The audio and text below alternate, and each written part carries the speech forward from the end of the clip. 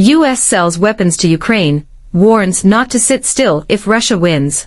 Explaining the reason why U.S.-made UAVs are not present on the Ukraine battlefield, American media commented that President Biden is widening the gap with Mr. Trump. The U.S. Secretary of the Air Force plans to test fly an F-16 aircraft controlled by AI. The U.S. will sell Ukraine $138 million worth of equipment to maintain and upgrade the Hawk air defense system to help fight Russian drone and cruise missile attacks. AP news agency said that the U.S. State Department gave the green light to the above deal to allow the supply of important repair and spare parts for the Hawk missile system. The ministry's announcement stated, Ukraine has an urgent need to strengthen its defenses against missile attacks as well as the air capabilities of Russian forces. In 2022, the U.S. began shipping Hawk interceptors to Ukraine as an upgrade to the Stinger air defense missile system, smaller and with a shorter range.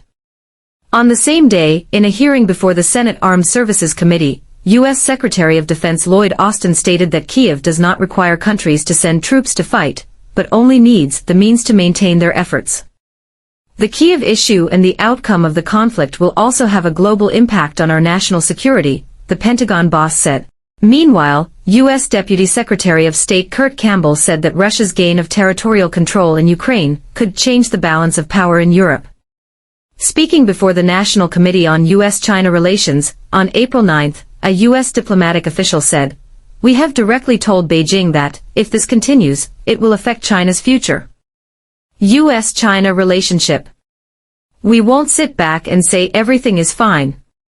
According to Mr. Campbell, maintaining peace and stability in Europe is America's most important mission in history. The U.S. Wall Street Journal said that small UAVs produced in this country are having a series of problems in Ukraine, making them ineffective in combat.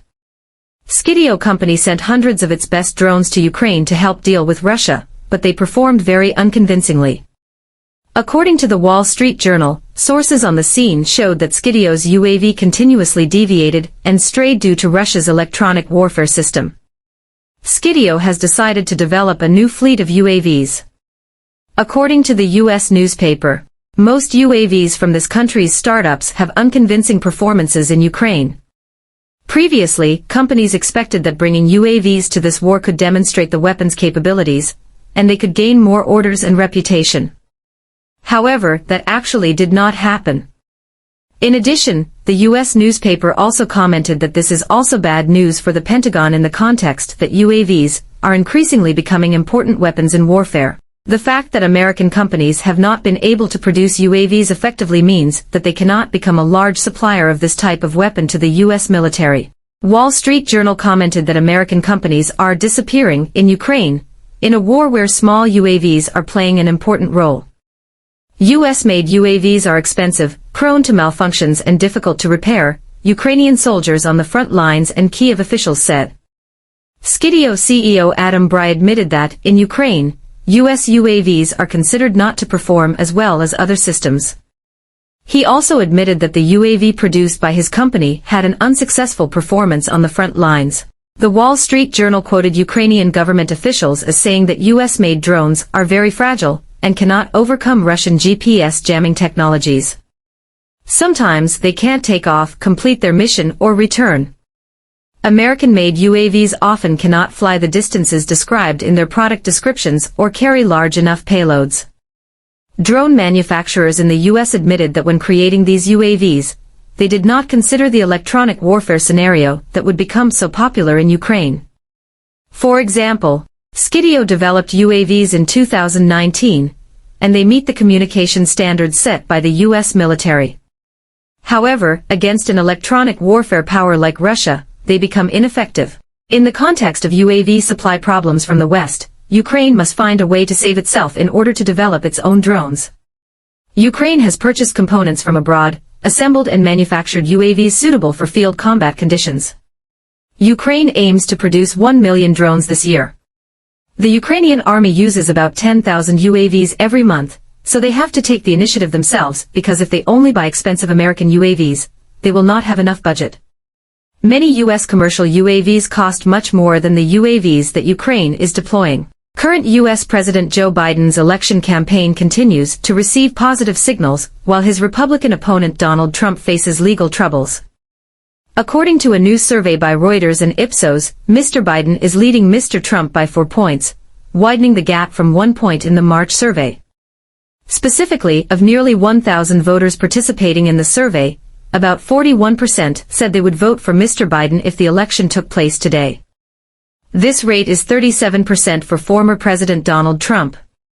The poll also shows that many voters remain undecided, with about 22% of registered voters in the poll saying they have not yet chosen a candidate, are leaning toward a third-party candidate, or may not vote at all. National polls are often considered important measures of Americans' support for candidates. However, some swing states could affect the final outcome of the election.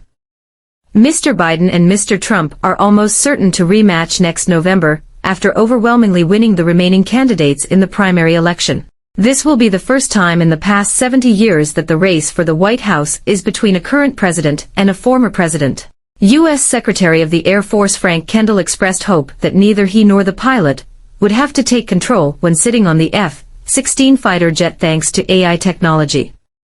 Fox News on April 10 quoted U.S. Air Force Secretary Frank Kendall as saying he planned to fly a fighter jet powered by artificial intelligence, AI, to experience the new technology of future squadrons. Speaking before the defense panel of the Senate Appropriations Committee, he said that the future of air combat will depend on autonomous flying devices. In fact, this official is promoting the purchase of 1,000 unmanned aerial vehicles, UAVs, powered by AI and plans to sit on one to experience it this year. The aircraft he plans to test will be an F-16 converted for unmanned flight.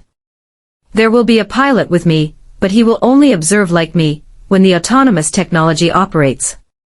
Hopefully neither he nor I need to fly the plane, he said. Last month, the Pentagon confirmed that it is looking to develop new AI-controlled aircraft, and offered 2 contracts to a number of competing companies.